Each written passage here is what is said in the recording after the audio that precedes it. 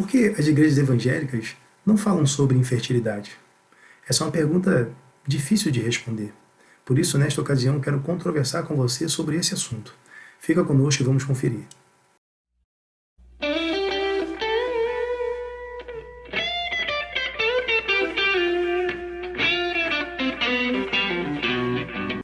Olá, seja bem-vindo ao canal Controversando.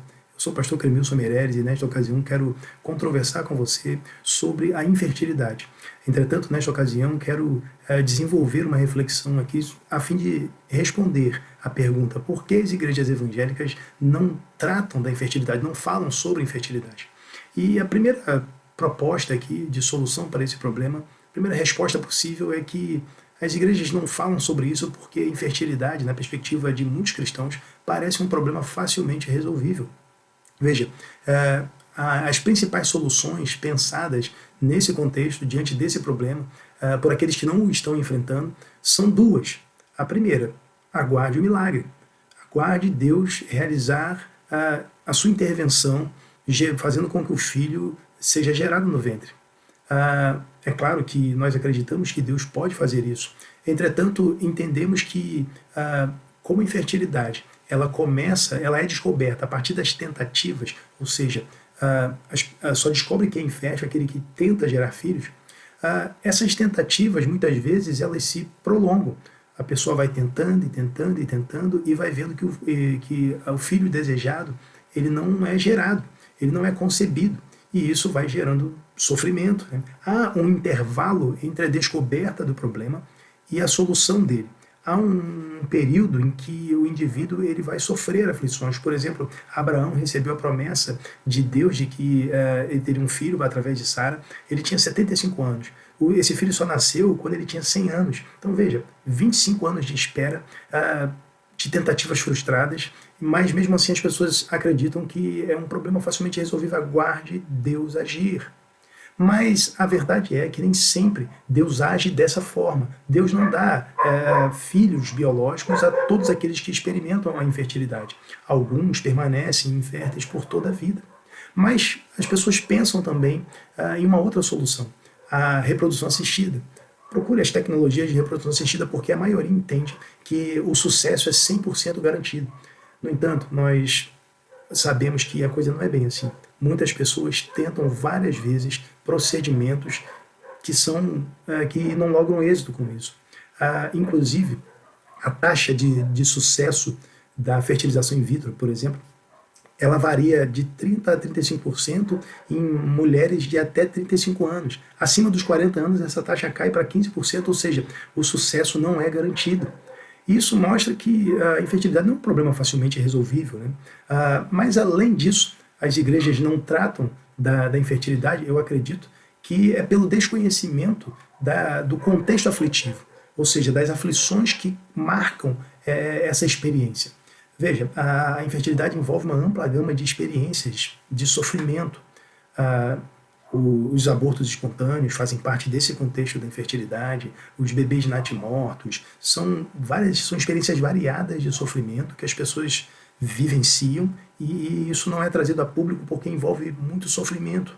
E, por outro lado, os líderes e muitas pessoas têm medo de abordar esses que sofrem, de tocar no assunto por saber que é algo que envolve sofrimento, é algo que é um assunto delicado. Então isso vai caindo nessa redoma. As pessoas silenciam sobre o assunto porque ficam com medo da reação daqueles que estão sofrendo.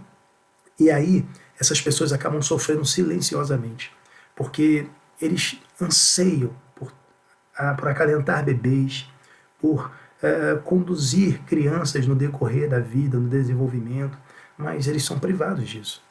Então, veja, eles idealizam um filho, pensam nas histórias futuras, mas eles não podem realizá-las.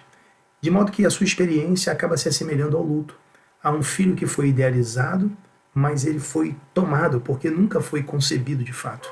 Nunca veio a ter vida fora do ventre. Então isso traz muito sofrimento. Além disso, a cobrança dos familiares, as brincadeiras que as pessoas têm que ouvir, inclusive, em alguns casos, chacota referente à virilidade masculina, às vezes a infertilidade é percebida como um defeito pelo infértil, como uma dívida social, como se a pessoa devesse isso à sociedade. Então, esse campo aflitivo ele é desconhecido.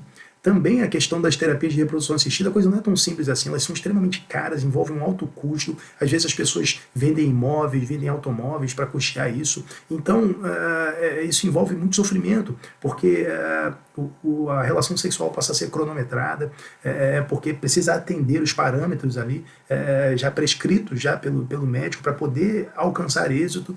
Então, além disso, há uma série de discussões, conflitos conjugais, tudo isso envolve o contexto da infertilidade. O desconhecimento desse contexto aflitivo faz com que muitos não toquem no assunto. Mas quando chega o Dia das Mães, o Dia dos Pais, essas pessoas nas igrejas, elas têm ali diante delas a sua dor de alguma forma maximizada, porque elas são forçadas a se deparar com o contraste entre a fertilidade e a fertilidade dos outros e a sua infertilidade.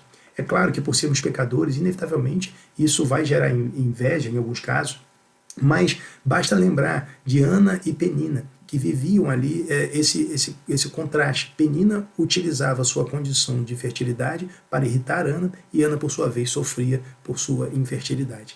Então, nós sabemos que o contexto aflitivo ele não é totalmente conhecido. Na verdade, as pessoas nem sabem, de fato, o que é abarcado nesse contexto da infertilidade.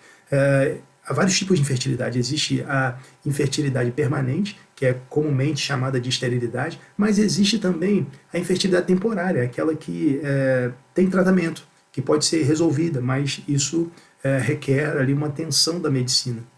Mas também tem a infertilidade inexplicada, que simplesmente as pessoas estão em boas condições biológicas para conceber, mas não conseguem por alguma razão. Esses também são inférteis, é uma forma de infertilidade.